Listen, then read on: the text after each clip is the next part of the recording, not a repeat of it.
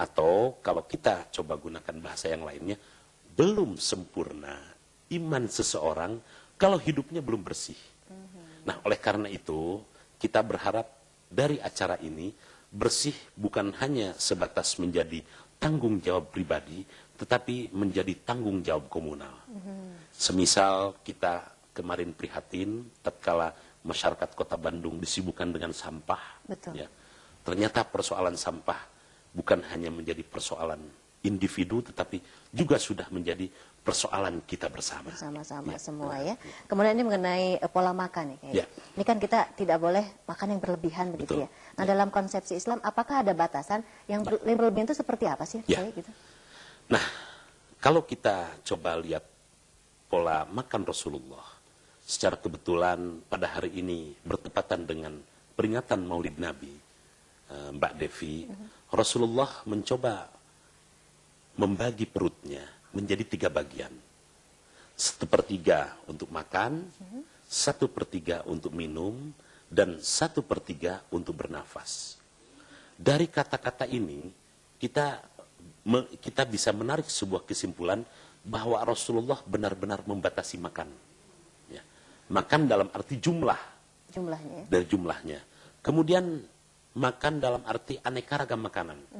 Dalam beberapa keterangan disebutkan Rasulullah jarang sekali makan sampai 2 jenis makanan yang masuk dalam waktu yang bersamaan.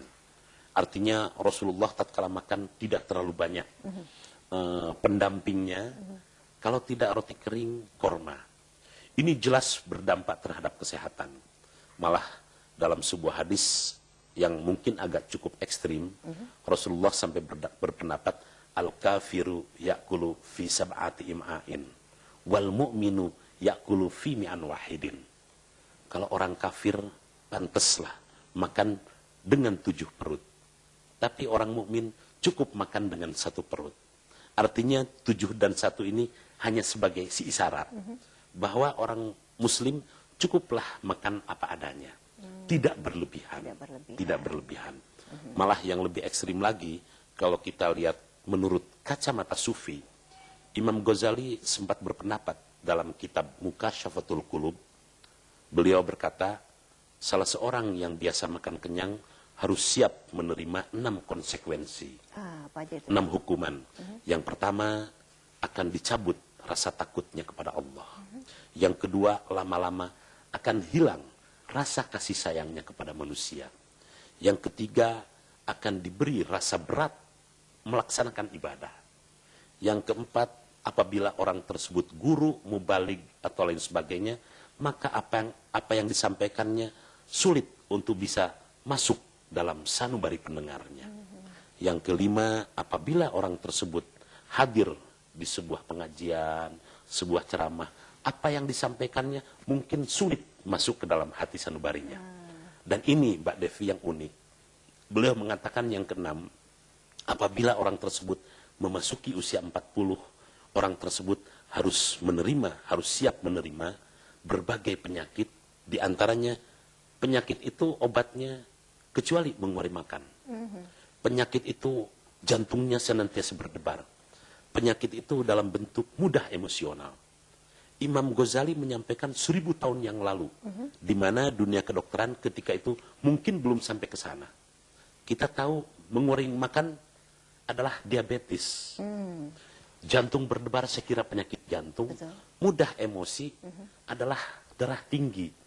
Itu semua bermula dari makan. Dari makanan. Bermula dari makan. Jadi pembatasan untuk makanan, jumlahnya terutama jumlahnya, ya? Betul. Baik, ya. Pemirsa, kalau Anda juga ingin bertanya bagaimana hidup sehat menurut konsepsi Islam ini, kalau Anda ada pertanyaan silahkan hubungi kami sekarang juga di 5406677, atau Anda yang tinggal di luar kota silahkan Anda bisa menghubungi kami di nomor 022-540-8877. Kami akan menerima telepon Anda ya.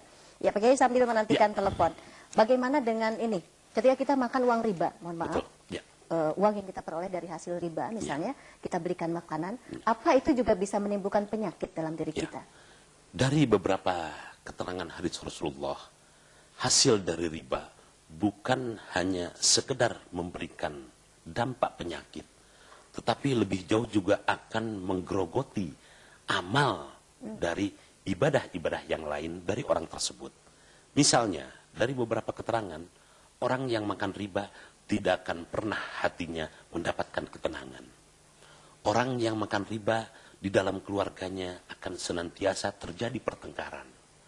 Orang yang makan hasil riba, maka sholatnya dan sebagainya tidak memberikan dampak terhadap pribadinya. Sekira itu jelas keterangannya. Oleh karena itu, melalui forum ini, saya kira Mbak Devi sudah selayaknya kepada kaum muslimin yang mungkin masih menjalankan praktek riba, mohon untuk bisa Dihentikan. Baik, kita terima dulu teleponnya. Oke, halo, assalamualaikum. Halo. Assalamualaikum. Waalaikumsalam warahmatullahi wabarakatuh. Ibu Sulis, Ibu Sulis KPAT Geger Kalong. di Geger Kalong. Silakan Ibu. Mohon tanya Pak Ustadz, Iya. mengenai konsep hidup sehat, Iya. yang konsepsi dengan keagamaan ya Islam, dari pengaruh kesehatan itu sendiri bagaimana? Ya. Pengaruh kesehatannya, Bu. Iya. Ya. Iya. Terima kasih. Iya. Wassalamualaikum warahmatullahi wabarakatuh. Waalaikumsalam warahmatullahi wabarakatuh. Baik, terima kasih banyak Ibu Sulis tadi di Geger Kalong ya. Ya, silakan langsung dijawab. Baik, Ibu Sulis di Geger Kalong, sampai sejauh mana apa yang kami paparkan tadi terhadap kesehatan, tentunya ini yang pertama melalui proses. Ya. Hidup bersih, jelas, sangat terkait dengan kesehatan. Nah, mungkin yang lain-lainnya, misalnya zikir. Sekarang, zikir menjadi sebuah alternatif pengobatan.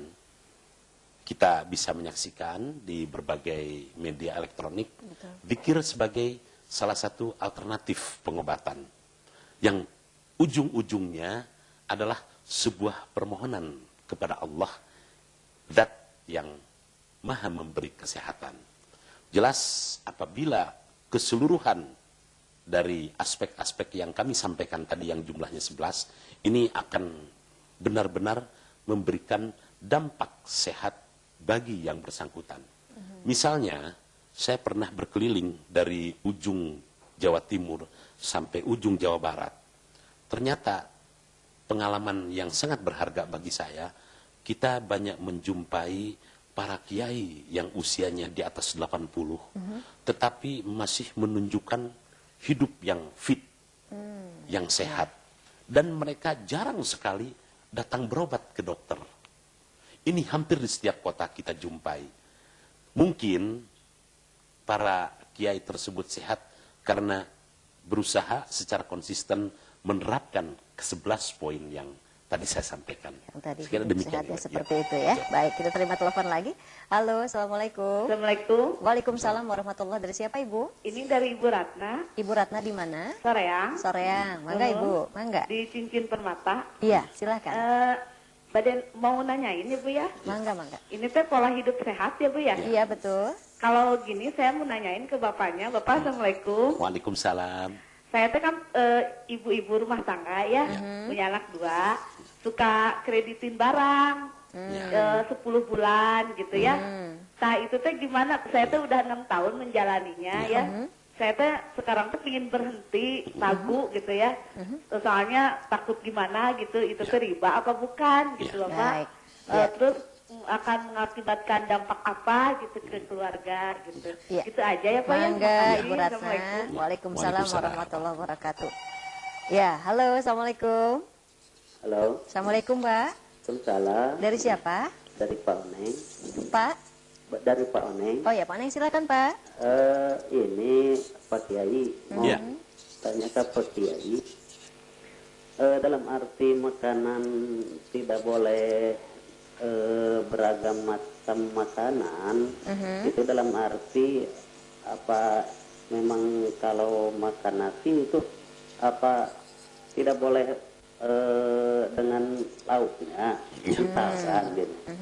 Ini belum dimengerti sama saya gitu. Ya. Mangga Pak Oneng.